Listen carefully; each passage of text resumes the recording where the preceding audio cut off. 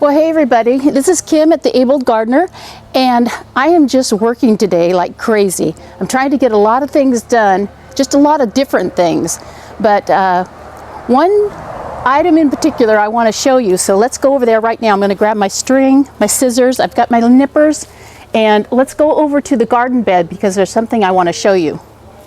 So you guys, these are my new old tomatoes, and what I mean by that is these are the tomatoes that I put in springtime, and this particular one is a beefsteak. I have some Marglobe over here, and then behind that in another bed I have some, I believe it's Roma tomatoes and one cherry tomato.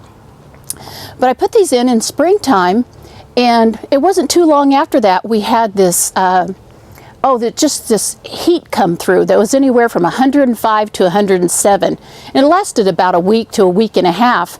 And what that did was it killed so many things in my garden.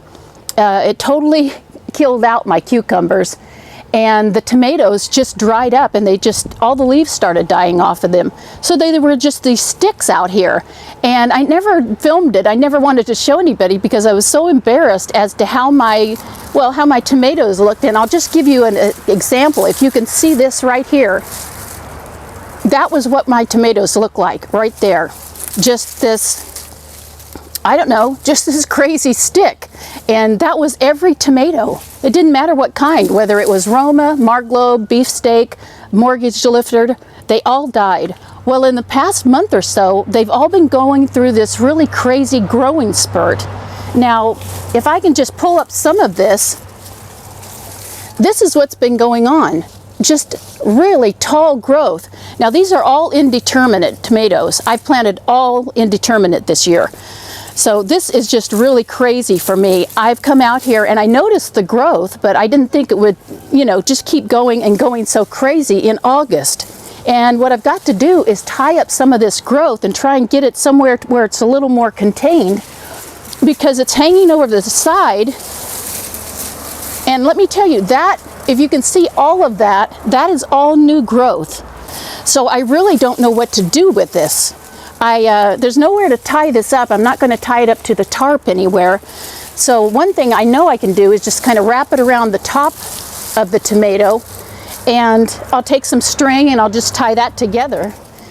But this is just so exciting for me because I've never had this happen before, where tomatoes started growing, started producing some tomatoes, and totally died out, and then started growing again. Now, I was at the point where I was going to start pulling the tomatoes out of the garden bed. And I have done that with a lot of other plants. I've just pulled them out of the garden bed because they had died back, and let me see if I can get that knot. They have died back, and I didn't think they were going to make it. So a lot of plants I've cut out, or I've cut back down to the ground that I knew were perennials and they would come back at some time. I've never had anything quite like this, and it's really exciting to see all my tomato bushes just really spreading out, growing up. I don't have a lot to tie it to. Some of these, at least probably 4 or 5 of these tomatoes are in cages. So that's great, but they grow up to the top of the cage, which is 4 or 5 feet, and then they have nowhere to go. And with this new growth, it's coming out and it's kind of hanging down the sides of the cage. So let's go over here. Well, let me show you this tomato to the side here, because I haven't touched it at all. I haven't tried to tie it up at all. I had started on this one, but then I had to go get my nippers. So I'll shoot you around to this tomato and I'll show you what I mean. This one's a beefsteak. This one over here is a Marglobe. Now, this is the Marglobe that has been growing, and look at that. Look at those blossoms. Aren't they pretty? I just love it when my tomatoes start putting on flowers, and this is the second time they've done that. But some of this I can't get up through the cage because it grew out the side of the cage. So just like the beefsteak, I'm going to have to bring this up, wrap it around, and then just tie all this up on the top with a string.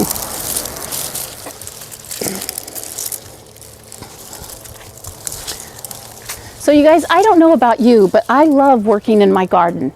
It's not only a hobby, but when I come out here and work in the garden and I see all this new growth, I see all the blossoms, then it's just exciting to me, and it's fun, and it's a great hobby. I don't know, it just makes you feel like there's new life or new growth. Something's going on. And usually in fall, when everything's dying, it's kind of a downer time. Everything's dying in your garden and you're pulling stuff out, and it's not that much fun. For one thing, it's a lot of work, and then on top of that, I don't like to see things die. I don't like to see that my plants die. So here are my Roma tomatoes that are going crazy, just like all the other tomatoes. And I do have this tall trellis though that I can continue to just add boards to up until, I think this is about 7 feet. And I can continue to put these tomatoes and keep them up around the trellis. But isn't that crazy? Anyway, when I was getting tomatoes off of these, when they were just starting to die, I thought they were just inundated with tomato worms. Now, I've had tomato worms before, but not like I had on these. They were just covered with tomato worms. So I did get a bird feeder. And once I put the bird feeder in with the tomatoes, I haven't had a problem with tomato worms again.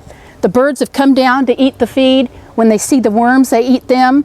And I haven't found one tomato worm since I got the bird feeder.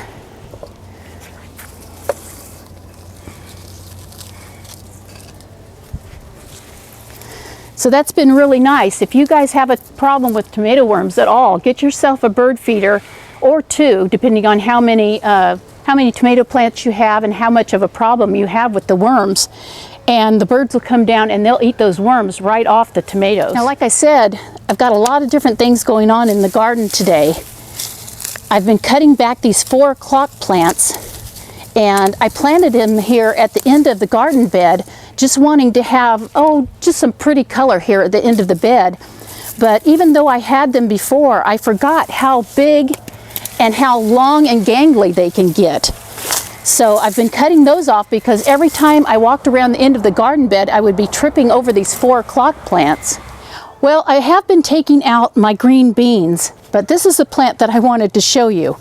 This guy has just, if I can get by here, this guy has just gone crazy. Now what this is a Chote squash. It's about the size of a large pear and the same color, it's just green. And on the small end, it starts rotting and it starts sending out a little shoot and a root. Now I had anticipated putting a whole like grapevine arbor across this bed, but as slow as it grew, I thought these aren't going to do much of anything. And it wasn't until a couple of weeks ago, this thing just started growing like crazy. And I did look it up and I finally found a site, and it's hard to find anything on Chote squash. And what I read about them was they don't put on flowers or fruit until the end of fall. And I had anticipated seeing a lot of blooms and some fruit on all this growth. And I thought maybe they had gotten too much nitrogen, but I hadn't fertilized it. So I've just been waiting, and it's been just growing and growing. I have to get out, build more of a trellis over this whole bed, and what I'll do is I'll just try and get up on a ladder and bring all this over and on top of that trellis that I build. But I'm going to wait for a cooler day to build that trellis, and hopefully this doesn't grow too much more before it starts putting on fruit. And what it's supposed to do is it's supposed to put on anywhere from like 75 to 150 squash. There's no way I'm going to be able to eat that many. So when that time comes and I start harvesting all that squash, if I get that many, then anybody that wants to try a Chote squash, if you live in a warmer area, then if you want to pay shipping and handling, I'll send out all the Chote squash you want. But that's the monster that's been growing, and I need to get it taken care of. I need to get that trellis built. Now, as I said just a minute ago, I was taking out all my green beans. I don't know if it was the sun or what it was, but the green beans just started dying. And I had had my fill of green beans anyway, so I took them all out yesterday. And this volunteer watermelon had come up sometime in spring, just this little watermelon plant. I didn't think too much about it, but as it continued to grow, and then it got this watermelon on the bottom of it, and this just hung here on the trellis for the longest time, and as it got heavier, I thought that it was going to break the vine, and it finally touched the ground, so now the ground is holding all this weight. But that's a really heavy watermelon, and it's nowhere near being harvested. I have no idea what kind it is, so I'm just supposing that a bird flew over and dropped a watermelon seed and it started growing, because I haven't grown watermelons before. I just had never wanted to. I like watermelon, but not enough to plant a lot of watermelon and watch it and take care of it.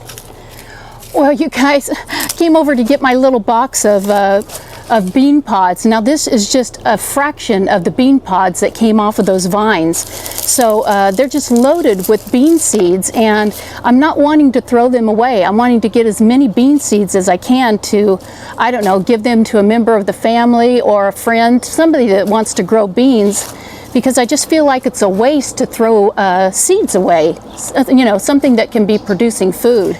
Well, you guys, besides bean pods, something else I wanted to talk about beans and green beans was my fact or fiction number 3. And the question was, are raw green beans toxic, or are they poisonous in any way? And the fact is, yes, they are to a certain extent. So I think this runs with almost all beans, but green beans are way down on the scale. It's like on a 1 to 10 scale. Kidney beans would be really high, green beans would be really low. But it all has to do with several different parameters, and one of those would be the maturity of the bean. Another one is how many you eat, whether you cook them or not. And I think another one has to do with how close together you ate the beans. Like, did you eat them in 5 minutes or over 5 hours? So the reason I know that it's true is because, well, probably a month or so ago, I came out, I was grazing through the garden, eating my strawberries, my cherry tomatoes, eating green beans, and I was just pulling them off the vine and eating them as I walked around, you know, looking at my garden. And I didn't realize how many I had eaten or what size they were. I just didn't even think about it. And I don't think I would eat a really huge green bean because they just don't taste very well.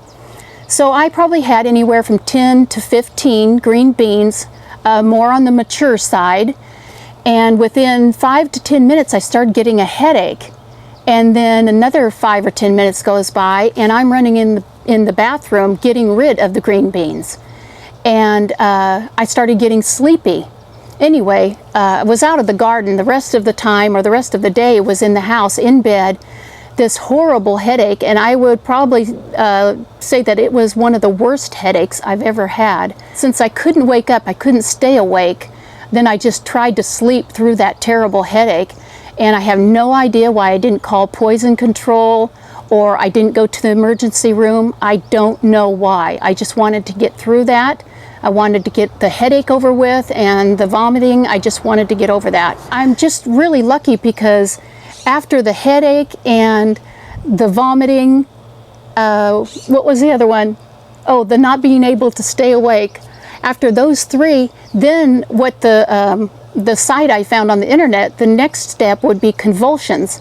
So fortunately, I didn't go into convulsions, because then I would be going to the hospital. But anyway, I wanted to add that on the end of this video, just because I had taken my green beans down. They were going in the garbage, and I wanted to get that fact or fiction out before the green beans were gone for good. So if you're concerned about any bean that you may be eating raw, go ahead and get on the internet and do a lot of research. If you have any comments or questions, please put them below, especially if you have the comment that you've had this happen to you. I'd really like to know if anyone else has gone through this.